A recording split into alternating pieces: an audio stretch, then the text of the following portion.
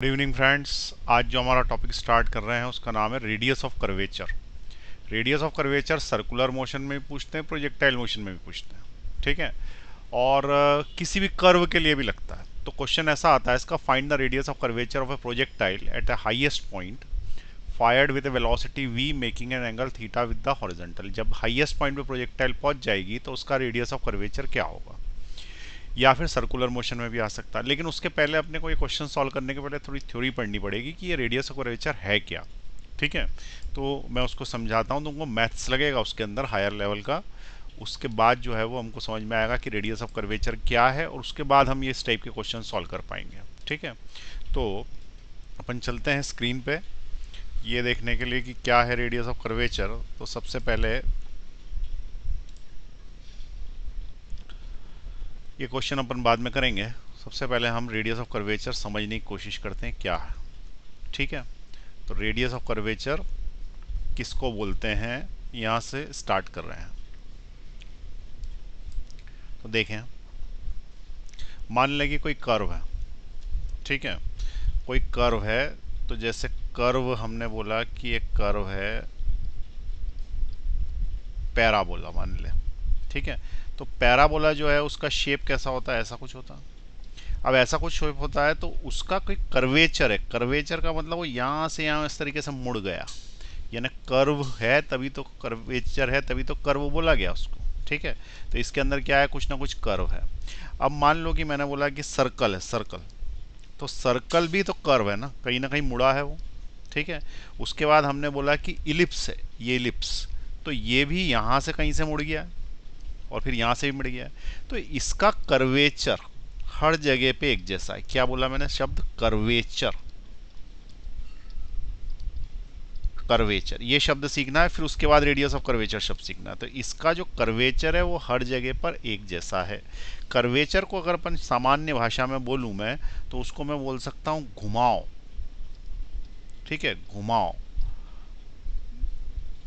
तो एक घुमावदार सीढ़ियां हैं, जैसे अपन ने बोला घुमावदार सीढ़ियां हैं, तो इस तरीके से बहुत ही घूम गई। थोड़ी कम घुमावदार सीढ़ियां, ठीक है, ये ज़्यादा ही घुमावदार है। तो इस तरीके से घुमाव जो वर्ड है, तो ये कितना ज़्यादा घूम रहा है यहाँ से। तो यहाँ पे देखो, यहाँ पे थोड़ा कम घूम रहा है, इधर वाली साइड पे ज़्यादा घूम रहा है। तो इसका कर्वेचर यहाँ पे ज़्यादा है, यहाँ पे कम है। तो अगर मैं तुमसे बोलूँ कि इलिप्स के केस में, ठीक है, इलिप्स के केस में क्या होता है, तो हम बोलें कि अगर एक पॉइंट ए है और दूसरा पॉइंट अगर बी है, तो कर्वेचर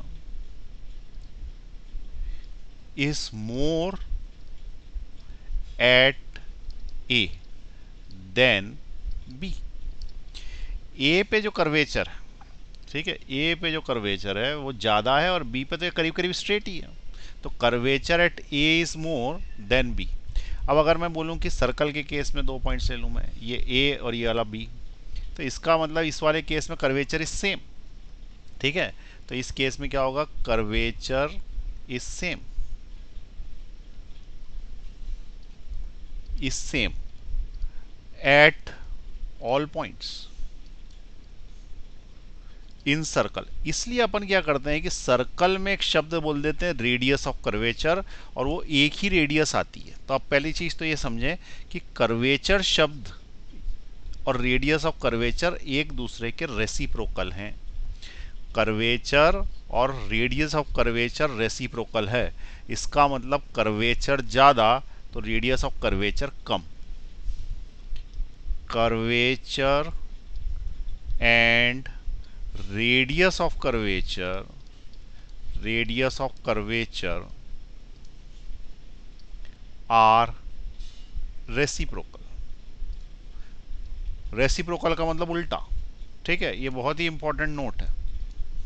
क्या नोट है कि रेडियस ऑफ कर्वेचर और कर्वेचर एक दूसरे के रेसिप्रोकल है। कर्वेचर अलग शब्द है, रेडियस ऑफ कर्वेचर अलग शब्द है, एक दूसरे से रेसिप्रोकल है। तो कर्वेचर को अगर मैं सी लिखूं, तो रेडियस ऑफ कर्वेचर को आर लिखूं, तो इसका मतलब ये एक दूसरे से रेसिप्रोकल होंगे। अब समझने की कोशिश करें, इसको समझने की कोशिश क्या करें कि ये वाली जो जगह है इस पर कर्वेचर ज़्यादा, ये ज़्यादा मुड़ा, तो इस पर रेडियस ऑफ कर्वेचर कम है। तो देख लो ना, इसके अंदर इतनी रेडियस ऑफ कर्वेचर है, और ये वाले पे कर्वेचर कम है परंतु रेडियस ऑफ कर्वेचर ज़्यादा। आई बात समझ में? जैसे मान लो मैं सर्कल में समझाता हूँ, सिंपल सी चीज़ है। ये वाला जो सर्कल है, अगर इस सर्कल की बात करें छोटे वाले की, तो इसमें घुमाव ज़्यादा है ना, एकदम तुम्हें गाड़ी टर्न लेनी पड़ेगी, जबकि इसमें थोड़ी गाड़ी धीरे धीरे टर्न लेनी पड़ेगी। तो इसमें कर्वेचर कम है लेकिन रेडियस ज़्यादा है ना, और इसमें कर्वेचर ज़्यादा है लेकिन रेडियस कम है। ठीक है, तो ये समझ में आई बात। कर्वेचर और रेडियस ऑफ कर्वेचर एक दूसरे का रेसिप्रोकल हैं, ये दोनों अलग अलग बातें होती हैं। यहाँ तक क्लियर है तुम लोगों को? अब उसके बाद आगे की बात समझें कि इसमें कभी कंफ्यूजन हो तो दो चीज़ें याद रखा करें। एक, स्ट्रेट लाइन के बारे में ज़रूर याद रखा करें कि स्ट्रेट लाइन क्या होती है। तो मैंने एक बार पहले ही बताया था, फिर से बता देता हूँ। Straight line is a circle, ठीक है, straight line is a circle of radius infinity. Infinity radius का सर्कल है स्ट्रेट लाइन। कैसे? जैसे मान लो कि मैंने ये सर्कल बनाया, ठीक है, इसके बाद ये सर्कल और बड़ा करता गया मैं, और बड़ा सर्कल करता गया, तो जैसे जैसे सर्कल बड़ा होता जाएगा उसका कर्वेचर कम होता जाएगा। ये पहले ज़्यादा कर्व थी, अब स्ट्रेट लाइन हो गई, अब यहाँ पे बिल्कुल ही स्ट्रेट लाइन हो गई। ऐसे करते करते ये लाइन स्ट्रेट होती जा रही है, तो जो लास्ट में हमारे पास बहुत बड़ा सर्कल होगा वो करीब करीब स्ट्रेट ही हो जाएगा। तो हम ये बोलेंगे कि straight line is a circle of infinite radius. Straight line अगर इनफाइनाइट रेडियस होगी तो स्ट्रेट लाइन सर्कल ही हो जाएगा ना। तो इसका मतलब इसकी रेडियस ऑफ कर्वेचर कितनी हो गई? इन्फिनिटी। रेडियस ऑफ कर्वेचर कितनी हो गई इसकी? Infinity.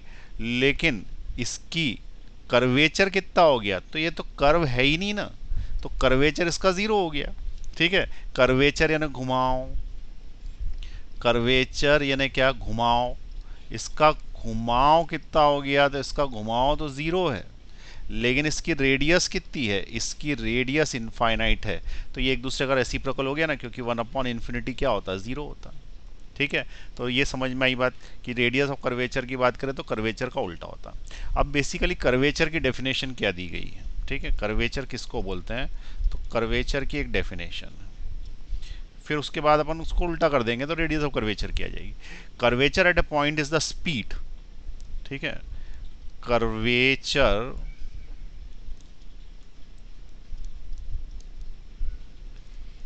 At a point is the speed of rotation of tangent of rotation of tangent to the curve at that point। Meaning समझा? काय की डेफिनेशन है ये? कर्वेचर की डेफिनेशन। कर्वेचर की डेफिनेशन ये है कि कर्वेचर एट ए पॉइंट यानी किसी पॉइंट पे निकलता है, या अलग अलग पॉइंट पे अलग अलग होता है, पर सर्कल के लिए हर पॉइंट पे एक जैसा होता है। ठीक है, तो curvature at A point is the speed of rotation, it is the speed of rotation of the tangent.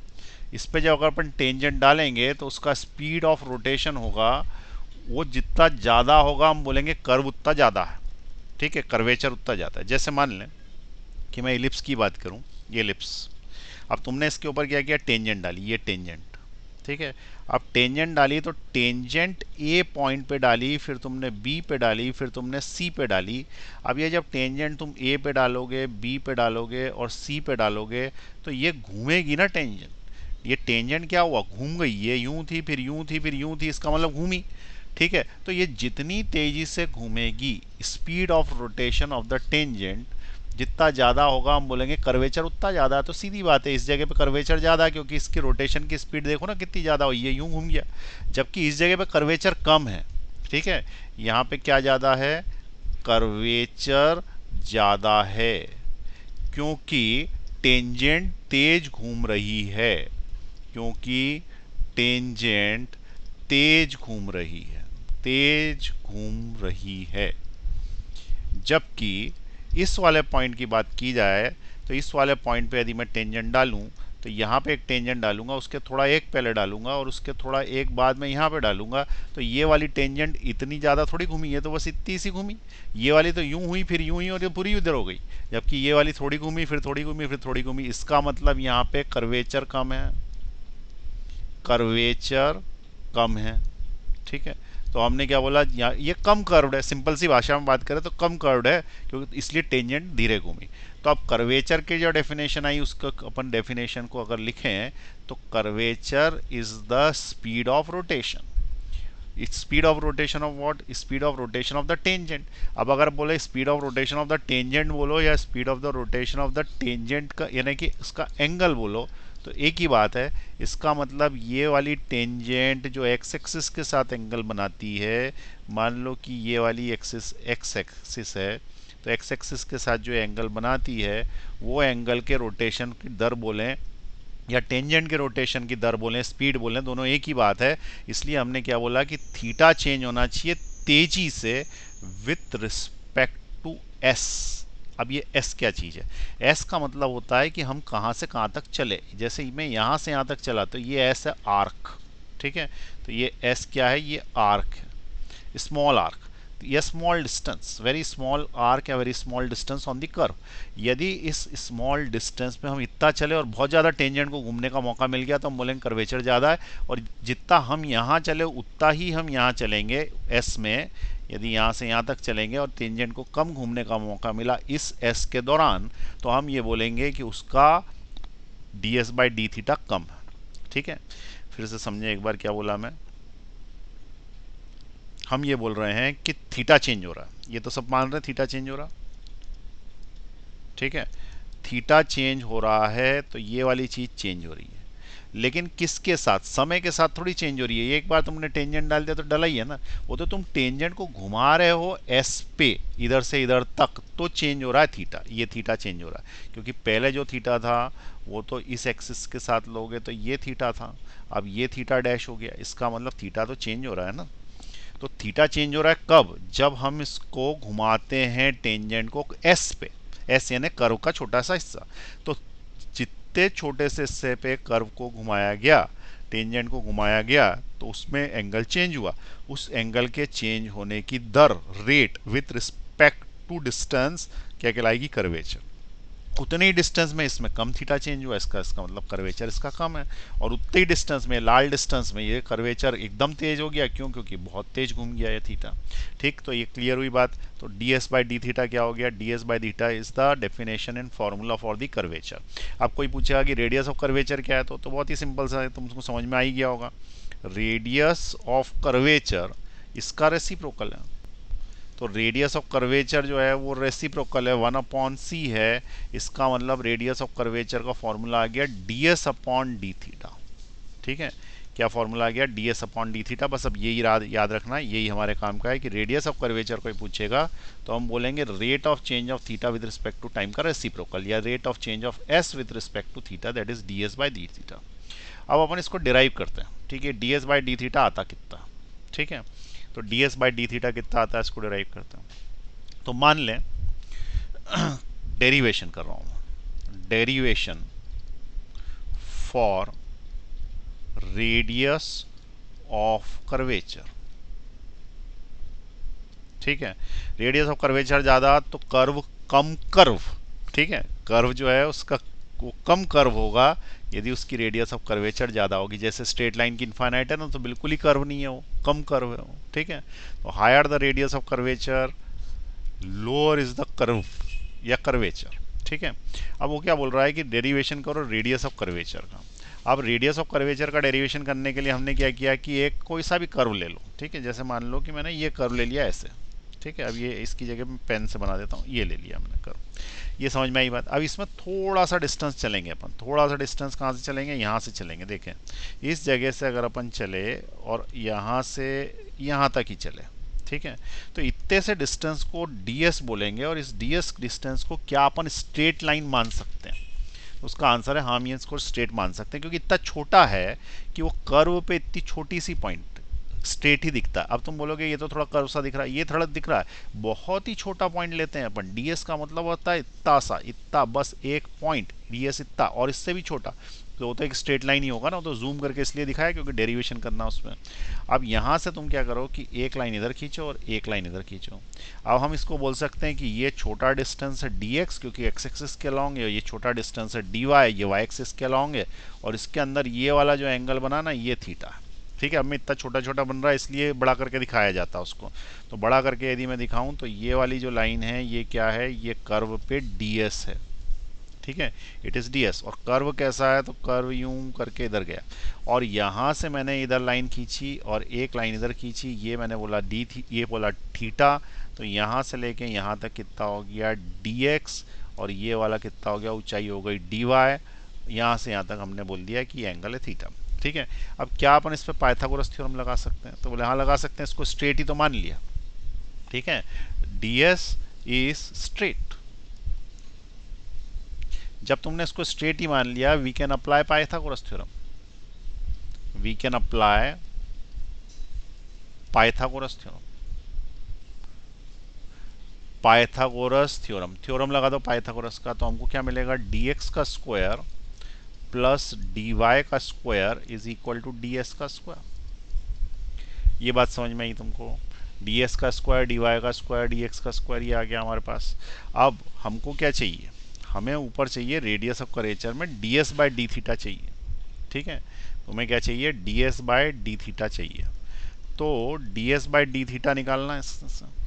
तो ये वाली इक्वेशन लिखे रहने यहाँ पे पहले, एक मिनट, ये वाली इक्वेशन लिखे रहने देते हैं। और अब हम इसके अंदर क्या निकालने की कोशिश करेंगे, तो हम इसमें निकालने की कोशिश करेंगे ds बाय डी थीटा। ठीक है, चलिए करते हैं इसको। तो देखिए यहाँ पे इसको मैं बड़ा करके दिखा रहा हूँ, ये यहाँ पे देखें इसको। सबसे पहली चीज़ ये जो लिखा हुआ है ds बाई डी थीटा, हमें निकालना क्या है ये याद रखिए, हमें निकालना रेडियस ऑफ कर्वेचर जो लिखा है ds बाई डी थीटा। ठीक है, तो radius of curvature ds by d theta निकालना। लेकिन ये डायरेक्ट नहीं निकलेगा, डायरेक्ट इसलिए नहीं निकलेगा क्योंकि हमारे पास यहाँ पे x और s में इक्वेशन है, थीटा के रिस्पेक्ट में नहीं है।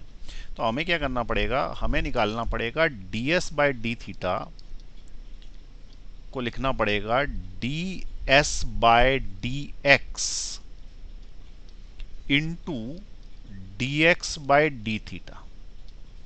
ये समझ में आई बात, नहीं आई तो इससे करो, ds बाय डी थीटा लिखे रहने दो, ऊपर और नीचे dx का मल्टीप्लाई कर दो। ये स्टेप समझ में आ गई। अब क्या करो कि अगली स्टेप में ds by d theta it is equal to ds, ये वाला जो है ना ds, इसको इसके साथ ले लो, तो ds by d x into d x by d theta हो गया। अब आ गई समझ में स्टेप, जो पहले लिखी थी मैंने डायरेक्ट लिख दी थी।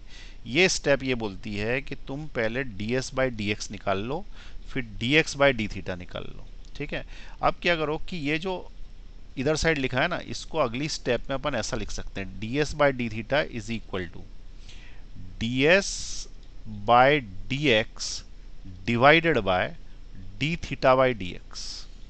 ये जो मल्टीप्लाई होता है ना, जब ये डिवाइड होता है तो ऊपर नीचे पलट देते हैं इसको।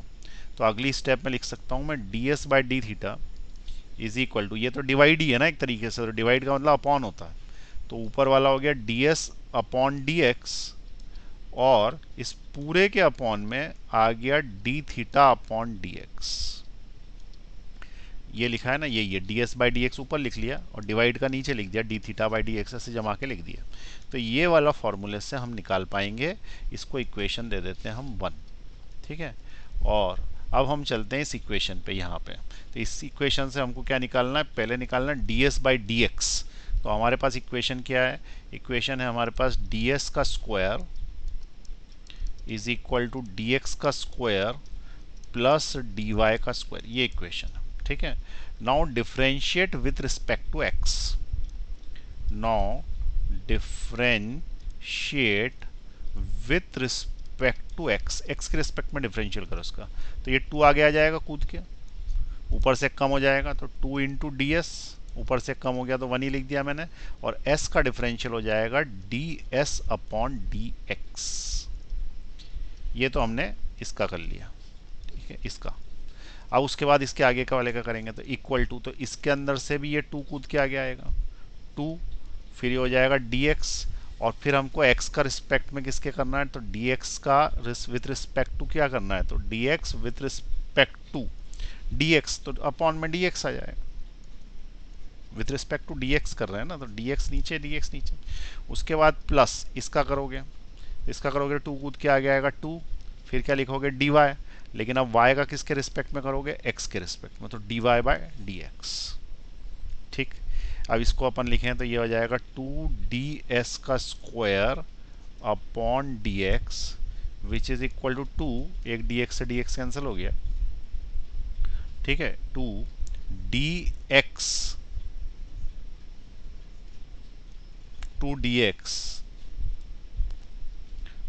प्लस 2 dy का स्क्वायर अपॉन dx।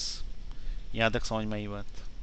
अब इसमें से 2 कॉमन निकल के कैंसिल आउट हो रहा है, इधर के दोनों 2 कॉमन निकलेंगे, इधर से कैंसिल आउट हो जाएंगे, तो इतना बचा हमारे पास। अब इतना बचा तो इसमें से मुझे ds बाई dx चाहिए, तो मैं क्या करूँगा कि इसमें दोनों तरफ ऊपर नीचे dx का मल्टीप्लाई करता हूँ, इस साइड भी और उस साइड भी। तो इस साइड मैंने 1 अपॉन dx का मल्टीप्लाई किया, तो इधर भी करना पड़ेगा और इधर भी करना पड़ेगा, इसका मतलब पूरी इक्वेशन में करना पड़ेगा, लेफ्ट हैंड साइड भी करना पड़ेगा, राइट हैंड साइड भी। अब dx का मल्टीप्लाई करते जाओ तो ये क्या बन जाएगा, ds का स्क्वायर अपॉन dx का square which is equal to, ये वाला जब इससे मल्टीप्लाई होगा तो कट जाएगा, तो बचेगा 1 प्लस आगे आएगा dy का स्क्वायर, और नीचे नीचे 2 dx का मल्टीप्लाई हो गया, तो क्या आ गया, dx का स्क्वायर। यहाँ तक समझ में आई बात। अब मुझे ds बाई dx चाहिए इससे, तो ds अपॉन dx रूट ले लूँगा मैं, तो it will be under root of 1 plus dy by dx का होल स्क्वायर। इसको मुझे एक इक्वेशन करके छोड़नी है, और इस इक्वेशन का नाम दे देता हूँ मैं 2। ठीक, मैं कहाँ पहुँच गया हूँ, मैं पहुँच गया हूँ ds बाई dx निकाल चुका हूँ, क्योंकि ये निकाल था ना ये, तो ये निकल गया, ये निकल गया, तो इक्वेशन 1 में ये वाले पुट कर सकते हैं, लेकिन अभी उसके पहले इक्वेशन 1 में डिनोमिनेटर में D theta by d x है, वो भी निकालना पड़ेगा, फिर पुट करेंगे, तो थर्ड इक्वेशन लाएंगे D theta by d x के रूप में। तो ये वाली जो अपन ने निकाली ना, ये क्यों निकाली, टू फाइंड क्या, D s by d x, d s by d x निकालने के लिए इतनी मेहनत कर ली हमने यहाँ तक की, ठीक है, और d s by d x हम निकाल चुके हैं, तो ये d s by d x निकल आया, to find d s by d x था ना, ये निकल गया है। ठीक, अब उसके बाद अगली स्टेप में क्या करना है हमको, to find d theta by d x, क्या फाइंड आउट करना है, d theta by d x. तो अगली स्टेप में to find d theta by d x, तो to find d theta by d x ये निकालना है हमको, d theta by d x. अब d theta by d x निकालने के लिए तुम्हें कोई ऐसा रिलेशन चाहिए जिसमें थीटा आता हो, तो यहाँ पे देखो इस ट्राइंगल के अंदर, इस ट्राइंगल के अंदर क्या अपन लिख सकते हैं, tan theta is equal to d y by d x. Theta ये है ना, तो ये वाला बेस है, ये परपेंडिकुलर, तो परपेंडिकुलर अपॉन बेस होता है ना टेन थीटा, तो यहाँ पे अपन लिख सकते हैं ना कि tan theta is equal to perpendicular upon base, और इस ट्राइंगल में ये है d y by d x, इसका मतलब d y by d x को तुम टेन थीटा लिख सकते हो यहाँ से। ठीक है, तो यही d y by d x को टेन थीटा अपन यहाँ लिख लेंगे, तो यहाँ हमने क्या लिख दिया, tan theta is equal to d y by d x. अब निकालना क्या, d theta by d x निकालना, d theta by d x निकालना है, तो हम इसको लिख सकते हैं कि theta is equal to tan inverse d y by d x, लिख सकते हैं ना। अब इसका डिफरेंशियल करेंगे with respect to time x, तो differentiate with respect to x, तो ये कितना हो जाएगा, d theta by d x. अच्छा, टेन इनवर्स एक्स का डिफरेंशियल क्या होता है, तो टेन इनवर्स एक्स का डिफरेंशियल होता है 1 अपॉन 1 प्लस एक्स स्क्वायर, ये टेन इनवर्स एक्स का डिफरेंशियल होता है। ठीक, तो ये डिफरेंशियल का फॉर्मूला इसमें लगा देंगे, तो ये 1 अपॉन 1 प्लस एक्स स्क्वायर है ना, d y by d x का होल स्क्वायर। यहाँ तक समझ में आई बात। अब ये आया तुम्हारा क्या, विथ रिस्पेक्ट टू एक्स निकला, लेकिन अभी इसके अंदर तुमने क्या किया, d y by d x का करना बचा है, क्योंकि चेन रूल से अंदर वाले का भी तो होगा, अभी तो सिर्फ हमने टेन इनवर्स का किया, तो टेन इनवर्स का करने के बाद चेन रूल से अंदर वाले का होगा, तो उसका डिफरेंशियल होगा d square y upon d x square. ठीक, यहाँ तक समझ में आई बात। अब तुम्हारे पास क्या आ गया, d theta by d x आ गया, ये निकालना था ना तुमको, तो d theta by d x की वैल्यू यहाँ पे आ गई है 1 plus d y by d x. अच्छा, ये टेन इनवर्स एक्स का होता है 1 अपॉन 1 प्लस एक्स स्क्वायर। ठीक है, तो टेन इनवर्स एक्स का एक बार कंफर्म कर लें, 1 अपॉन 1 प्लस एक्स स्क्वायर मैंने सही कर दिया, हाँ बिल्कुल सही करा है। तो अब ये दो वैल्यूज तुम्हें मिल गई, एक तो d y by d theta by d x मिल गया और उसके ऊपर वाला मिल गया। अब हम उस इक्वेशन में रखने लायक हो गए हैं। ठीक है, तो अब हम उस इक्वेशन में रखते हैं इसको। तो यहाँ पे देखें एक बार, मैं थोड़ा सा इसको ऐसा लिख देता हूँ ताकि पुट करने में मुझे आसानी हो।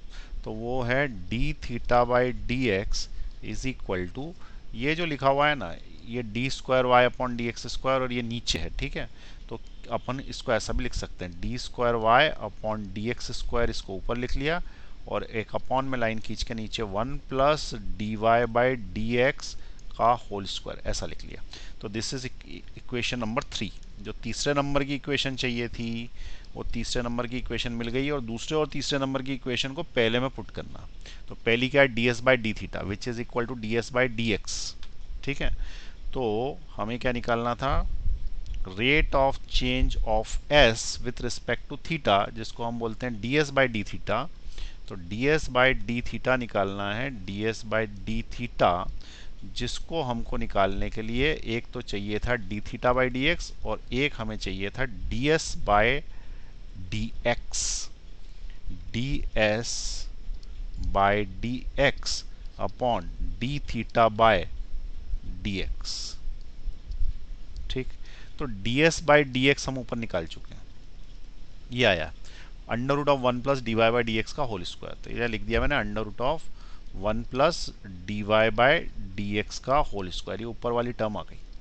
इसका मतलब ये वाला जो है ना, ये लिख दिया। अब ये जो नीचे वाला है ये तो ये है, तो इसको यहाँ लिख देते हैं।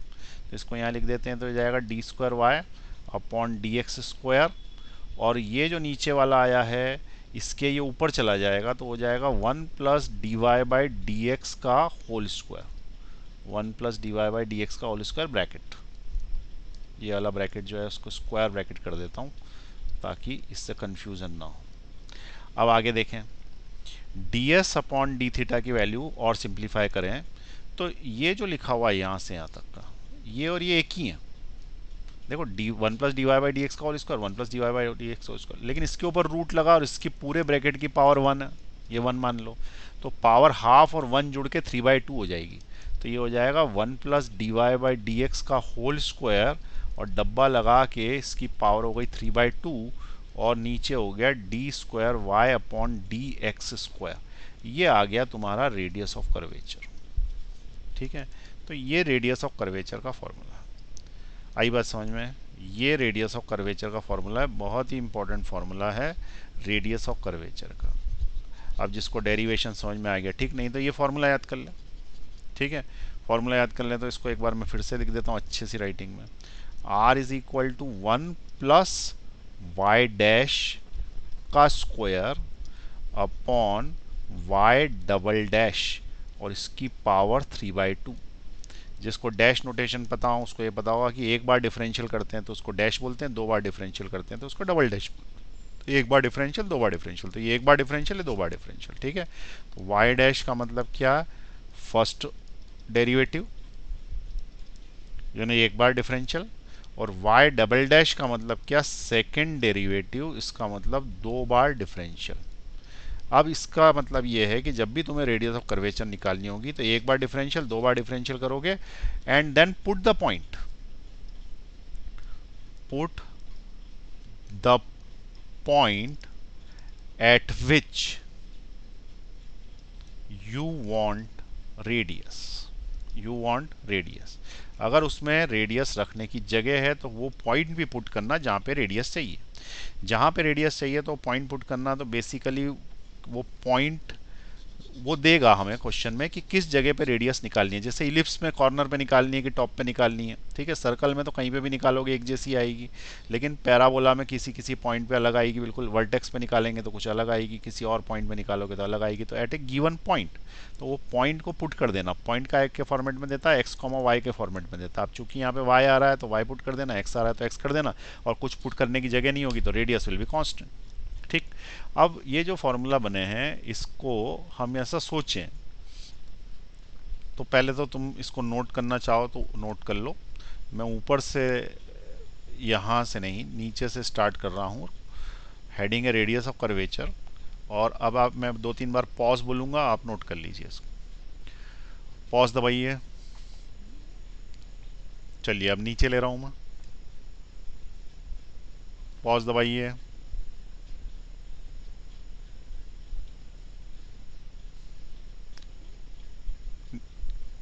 पॉज दबाइए,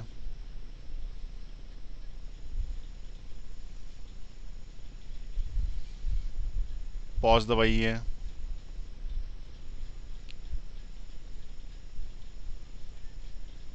पॉज दबाइए,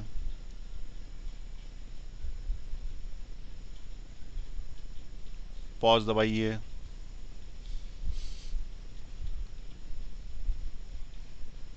पॉज दबाइए। चलिए यहाँ तक अपन हो गया है हमारा।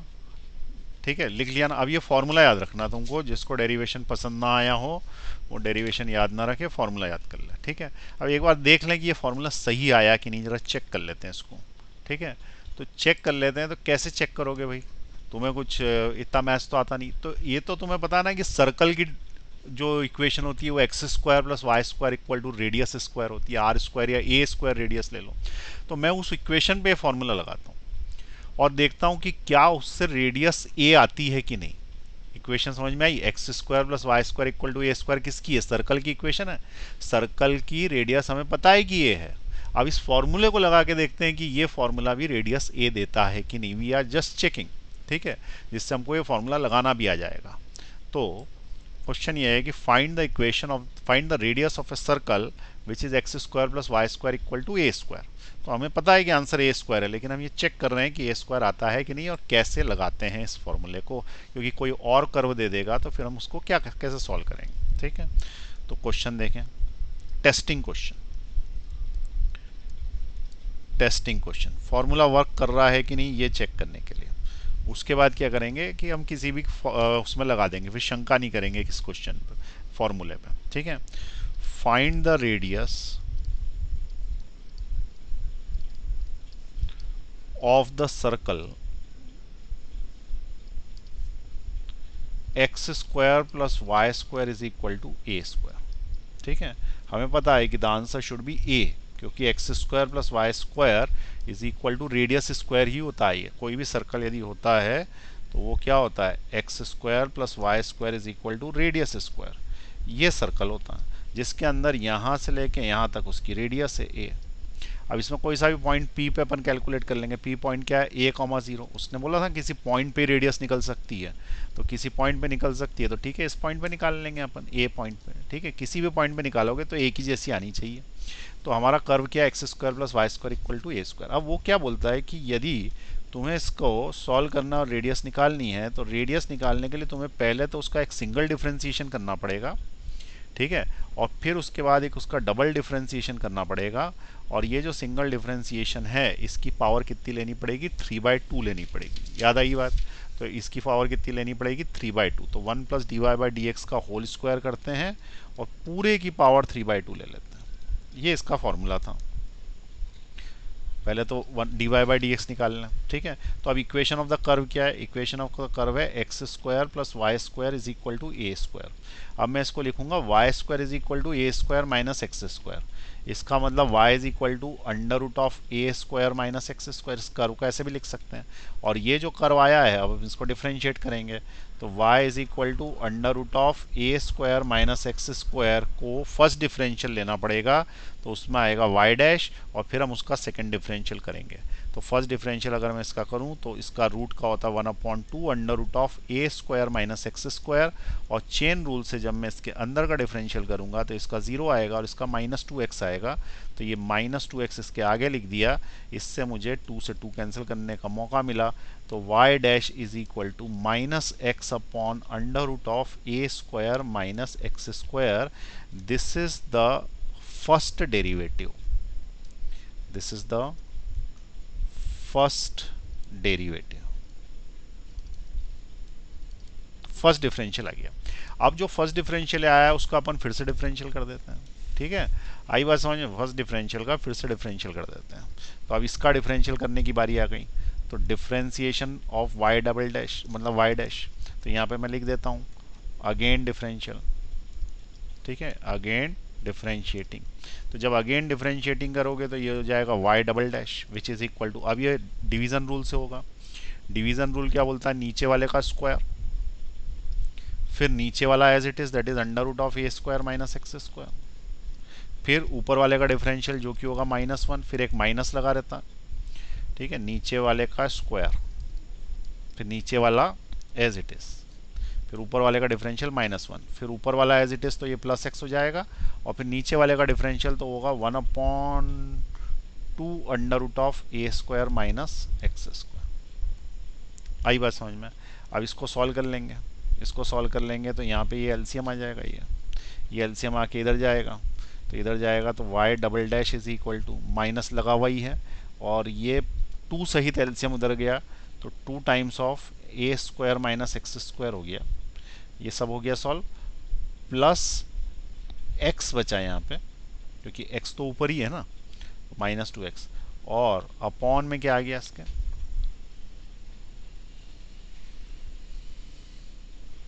ये वाली चीज़ पूरी की पूरी नीचे जाएगी, तो जो एलसीएम गया था वो था 2 under root of a square minus x square, और नीचे under root of a square minus x square का स्क्वायर है ही, तो उसको अपन a square minus x square लिख सकते हैं। ठीक है, एक बार इसमें चेक कर लेना कि ये स्क्वायर तो नहीं है यहाँ पे कहीं स्क्वायर, क्योंकि एक टर्म, हाँ इसमें एक चीज़ रह गई, इसका जो अंदर का जो करेंगे वो चेन रूल से यहाँ का भी तो आएगा, तो it will B into -2x, ये चेन रूल अंदर नहीं लगाया था मैंने, सिर्फ रूट का ही डिफरेंशियल किया, तो इसका -2x और आएगा, -2x और आएगा, तो यहाँ पे -2x और लिख देते हैं। ठीक, अब लिखो आगे y double dash is equal to, देखें नीचे देखें, ये हो जाएगा 2 a square minus x square की power 3/2, half power full power 3/2, ऊपर हो गया -2 a square plus 2 x square -2 x square. Clear हुई यहाँ तक बात, -2 x square plus 2 x square cancel हो गए, तो y डबल डैश आ गया, y डबल डैश इज -2 और माइनस माइनस ये 2 भी कैंसिल हो गया, तो -a square upon a square minus x square की पावर 3/2, ये आ गया तुम्हारा y डबल डैश। तो हमें क्या चाहिए रहता है, y डैश चाहिए रहता, y डबल डैश चाहिए रहता, ठीक है। अब एक्चुअली क्या है, ये second derivative, it is the second derivative. अब फर्स्ट डेरिवेटिव और सेकंड डेरिवेटिव जब आ जाएंगे तो उसको हमको क्या रखना पड़ेगा, इस इक्वेशन में रखना पड़ेगा, ये वाली, तो इससे हमको रेडियस मिलेगी, तो इससे रेडियस मिलेगी, तो ये जो इक्वेशन है ये है 1 प्लस वाई डैश का होल स्क्वायर की पावर 3/2, ठीक है। तो रेडियस क्या थी, radius is 1 plus y dash का क्या होल स्क्वायर, वाई डैश का होल स्क्वायर की पावर 3/2, वाई डैश का होल स्क्वायर की power 3/2 divided by y double dash, divided by y double dash. ठीक, ये एक फॉर्मूला मैंने नीचे लिख लिया। अब मुझे यहाँ पे वाई डैश की वैल्यू डालनी है, वाई डबल डैश की वैल्यू डालनी है, तो वाई डैश की वैल्यू तो ये -x upon under root of a square minus x square, y dash क्या है -x upon under root of a square minus x square, ये वाई डैश यहाँ ऊपर से लिख लिया मैंने, ये रहा वाई डैश, ठीक है। तो वाई डैश की value -x upon under root of a square minus x square, ये यहाँ पे लिख ली, और वाई डबल डैश की वैल्यू ये है ही मेरे पास, तो इन दोनों की वैल्यूज उठा के इसके अंदर डालनी है, इसके अंदर डालनी है, तो इससे मुझे रेडियस मिलेगा, तो radius is equal to 1 plus y dash की जगह स्क्वायर, तो ये हो जाएगा x square upon a square minus x square, ठीक है, अपॉन ये स्क्वायर की पावर मैंने यहाँ पे डाली 3/2, और नीचे वाई डबल डैश डालना है, तो माइनस का ए square upon a square minus x square की पावर 3/2। अच्छा, एक चीज़ ये ध्यान रखना कि रेडियस हमेशा पॉजिटिव ही आएगी, चाहे माइनस आ जाए कुछ आ जाए, उसकी मॉड वैल्यू ले लेना, तो उससे माइनस का कोई ज़्यादा फर्क नहीं पड़ता, ठीक है। इट इज़ इक्वल टू, अब इसको क्या करोगे, नीचे अंदर ही एलसीएम ले लो, अंदर ही एलसीएम ले लो, तो a square minus x square plus x square upon a square minus x square whole to the power कितना हो गया 3/2, और अपॉन में माइनस का ए स्क्वायर और अपॉन में a square minus x square की होल की पावर 3/2 हो गया। अब देखें ये वाला ए स्क्वायर माइनस एक्स स्क्वायर की पावर 3/2 इससे कैंसिल हो गया, इसकी पावर में 3/2 है ही ना ऑलरेडी, इसकी पावर में और इसकी पावर में भी, ये तो कैंसिल आउट हो गया, ये वाला भी इससे कैंसिल आउट हो गया, ये दोनों, तो ऊपर क्या बचा तुम्हारा ए स्क्वायर बचा और उसकी पावर बची 3/2, और नीचे क्या बचा तुम्हारे पास, माइनस का ए स्क्वायर। अब माइनस और वाई का को मीनिंग मैंने बोला कुछ है ही नहीं, तो ये कुल मिला के क्या बचा, ये इससे कैंसिल आउट हो गया तो ऊपर आ गया ए क्यूब, और नीचे कितना आ गया ए स्क्वायर, इसको इससे कैंसिल आउट कर दिया तो कितना मिल गया तुमको, ए। इसका मतलब इसकी रेडियस ऑफ कर्वेचर क्या है, ए है। ये रेडियस है, ये प्रूव हो गई कि ये सर्कल की रेडियस ए ही होती है। ठीक है, तो ये जो है अपन ने इतनी मेहनत करी इसलिए क्योंकि हमें शंका थी कि ये फॉर्मूला गलत है कि सही है। जबरदस्ती शंका करी, फॉर्मूला सही है एकदम, इस सर्कल के ऊपर लागू हो गया। ठीक है, तो ये जो टेस्ट किया अपन ने, ये पास कर गया है कि हाँ ये सर्कल की रेडियस इतनी ही होती है। ठीक है, चलिए अब इसको आप नोट कर लीजिए अगर करना है तो। ठीक है, पॉज का बटन दबाओ, लिख लो, नीचे ले रहा हूं मैं, पॉज का बटन दबाओ, लिख लो, और नीचे ले रहा हूं, लिख लीजिए, ये प्रूव हो गया। अब हम किसी भी कर्व पे लगा सकते हैं, किसी भी कर्व पे लगा सकते हैं, तो हम इसमें इलिप्स में लगाने की कोशिश करते हैं। ठीक है, तो find the radius of curvature, find the radius of curvature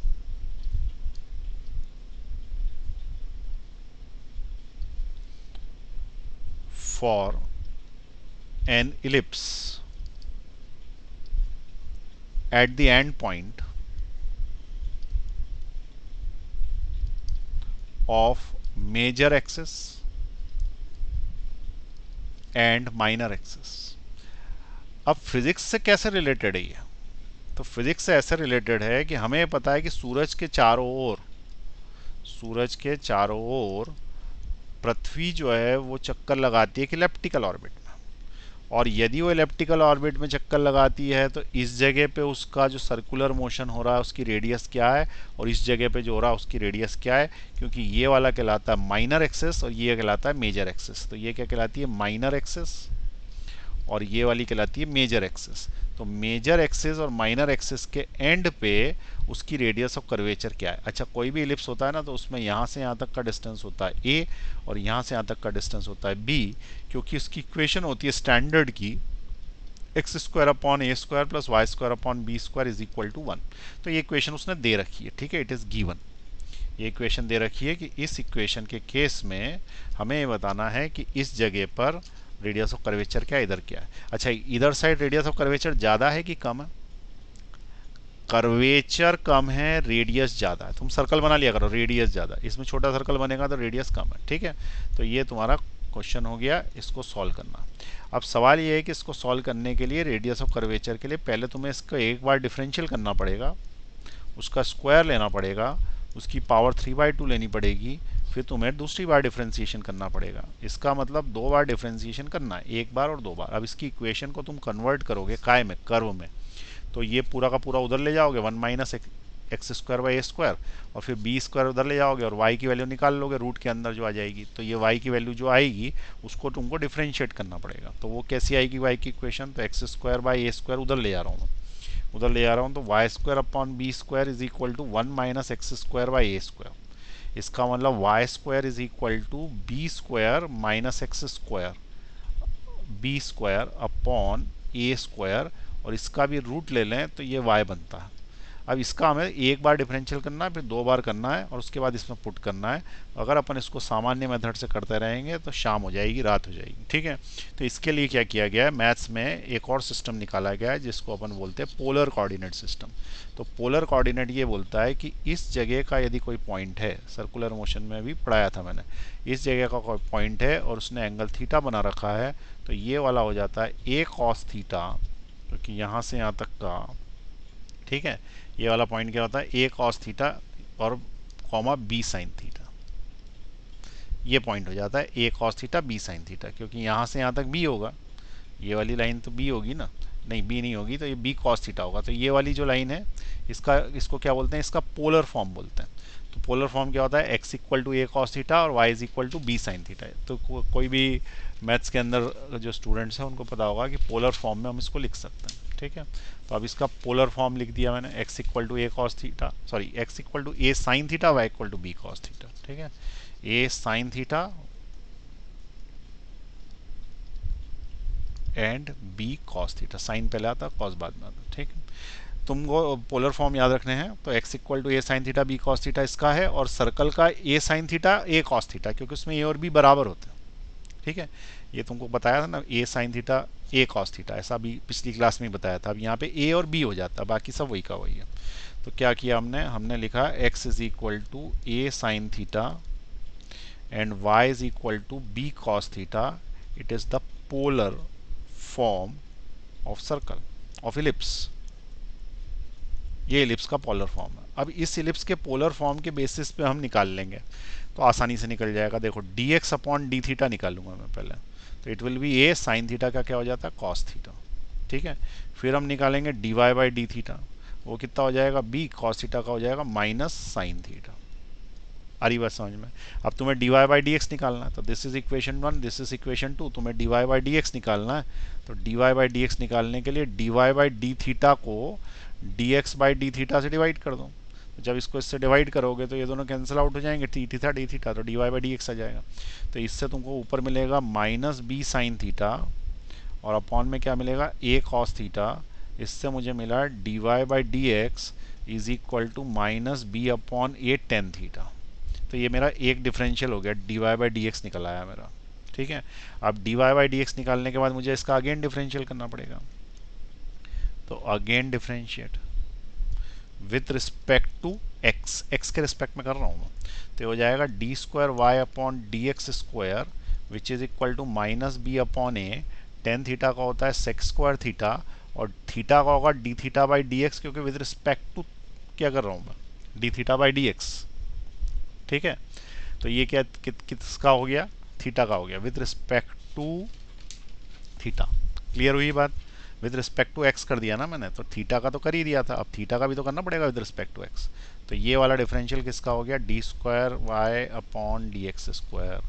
अब इसमें मुझे d theta by d x की वैल्यू डालनी पड़ेगी, तो d theta by d x की वैल्यू मैं यहाँ से निकाल लूँगा। आई बात समझ में।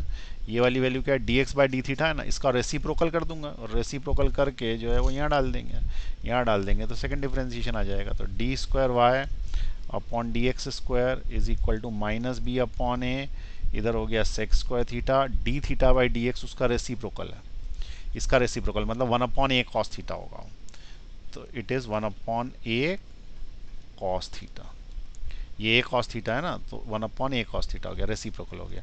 तो इससे इसका D square y upon d x square होगा, ये एक कॉस ऊपर नीचे ले लो, तो ये होता है minus b upon a into a is a square, ये कॉस स्क्वायर थीटा होकर नीचे आया, और एक और है तो नीचे हो गया कॉस क्यूब थीटा।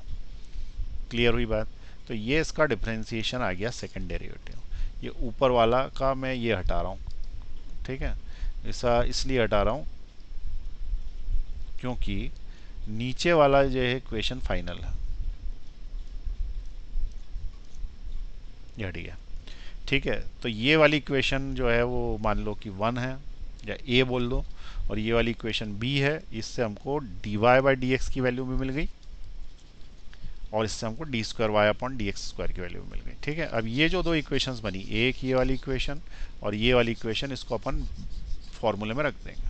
ठीक, और फॉर्मूले में रख देंगे तो हमको जो है वो मिल जाएगी रेडियस ऑफ कर्वेचर उसकी। अब रेडियस ऑफ कर्वेचर मिलेगी तो इसको फॉर्मूले में रख रहा हूँ मैं। ठीक है, फॉर्मूले में रख देते हैं इसको।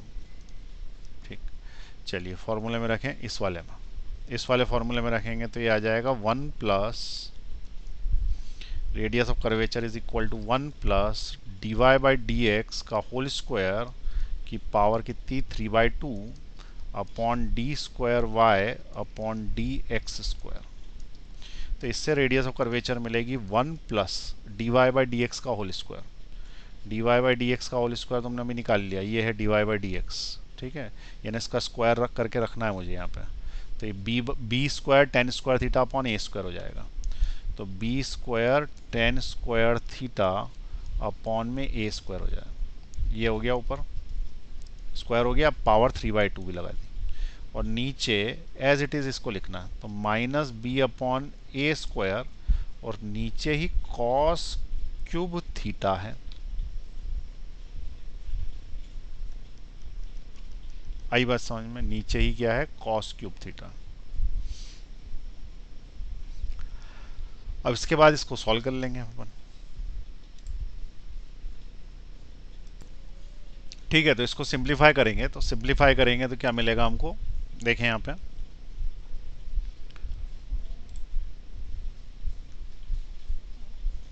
r is equal to 1 + b² / a²। इसको हम लिख सकते हैं sine square theta upon cos square theta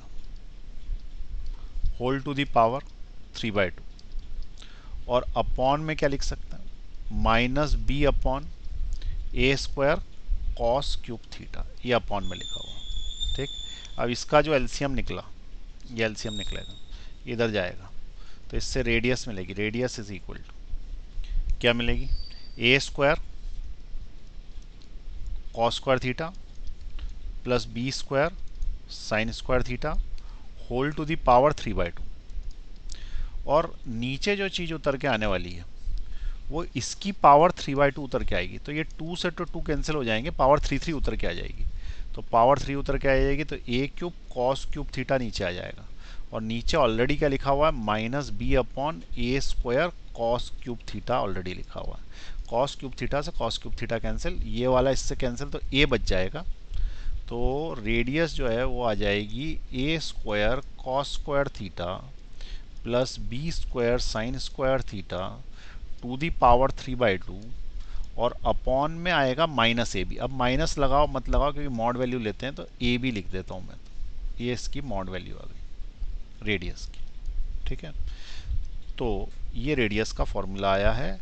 radius के फॉर्मूले में जिस पॉइंट पे उसने पूछा होगा वो पॉइंट को हम रख देंगे और उससे हमको उस पॉइंट का रेडियस ऑफ कर्वेचर मिल जाएगा। अब जैसे उसने पूछा था इलिप्स के केस में, तो इलिप्स के केस में हमने बोला कि दो केस जगह पे पूछा है उसने। एक तो उसने हमसे पूछा है किस पे, यहाँ पे, और दूसरा पूछा है यहाँ पे। तो इन दोनों जगह पे हम निकालते हैं। तो ये वाली लाइन ऐसी है, ये वाली लाइन ऐसी है, इस पॉइंट पे पूछा है। तो मैंने तुम्हें क्या बोला था कि ये थीटा, ये यहाँ से यहाँ तक का थीटा है और ये पॉइंट पी था। तो जब ए पॉइंट की बात करूँगा तो थीटा 0 होगा उस जगह पे, और जब हम बी पॉइंट की बात करेंगे तो उस जगह पे थीटा 90 डिग्री होगा या फिर π/2 होगा रेडियन में। तो ये वाली वैल्यूज़ इसमें रखनी है। ठीक है, तो एट ए, हम क्या बोल रहे हैं, एट ए पे निकालोगे तो radius of curvature is equal to a² cos square 0 plus b² sine square 0 की पावर 3/2 और अपॉन में क्या है, ए बी, अपॉन में ए बी। तो इस जगह पे जो रेडियस आएगी वो क्या आएगी, स्क्वायर से, ये तो साइन 0 तो 0 होता है, तो हट ही गया पूरा का पूरा। अब ये स्क्वायर से ये वाला 2 और ये 2 कैंसिल, तो क्यूब क्यूब बचा यहाँ पे। और कॉस 0 जो है 1 होता है, तो ए का क्यूब बचा ऊपर, ए का क्यूब ऊपर बचा और नीचे क्या बचा, ए बी बचा। ठीक है, अब ये भी इससे कैंसिल आउट हो जाएगा, तो क्या बचेगा, a²/b। तो it is the radius of curvature at point A, at A. ये हमारा आंसर आ गया, it is the radius of curvature at point A, this is the answer. Similarly अगर पॉइंट बी पे निकालना है तो एट बी निकालना है, तो उस वाले केस में radius of curvature is equal to a² cos square 90 degree plus b² sine square 90 degree की पावर 3/2 अपॉन ए बी होगा। अब हमें पता है कि cos 90 0 हो जाता, तो अब की बार ये 0 हो जाएगा, तो ये बचेगा, तो ये हट गया तो 1 होता, ये स्क्वायर से कैंसिल आउट हो गया, तो b³ बचा ऊपर, तो b³ के अपॉन में ए बी आया, तो ऊपर आ गया b² upon a. It is the radius at b, ये बी पे रेडियस आ गई इसकी। ठीक है, तो इसने ए पे रेडियस पूछी थी और बी पे रेडियस पूछी थी, तो ये दोनों हमने रेडियस इसके ऊपर निकाल दी। क्लियर हुई बात कैसे किया, तो ये इसका सेकंड आंसर आ गया। अब तुम्हें याद क्या करना है, ये फॉर्मूला याद रखना। ठीक है, ये वाला नहीं, ये जो मेजर फार्मूला ये वाला याद रखना, ये वाला फार्मूला। ठीक है, तो ये फार्मूला जो है यही काम का है, इससे सॉल्व हो जाते हैं क्वेश्चंस। चलिए अब आप इसको नोट कर लीजिए, एलिप्स वाला क्वेश्चन। पॉज का बटन दबाएं, लिख लें, नीचे ले लें, पॉज का बटन दबाएं, लिख लें और नीचे ले लें। पॉज का बटन दबाएं, लिख लें।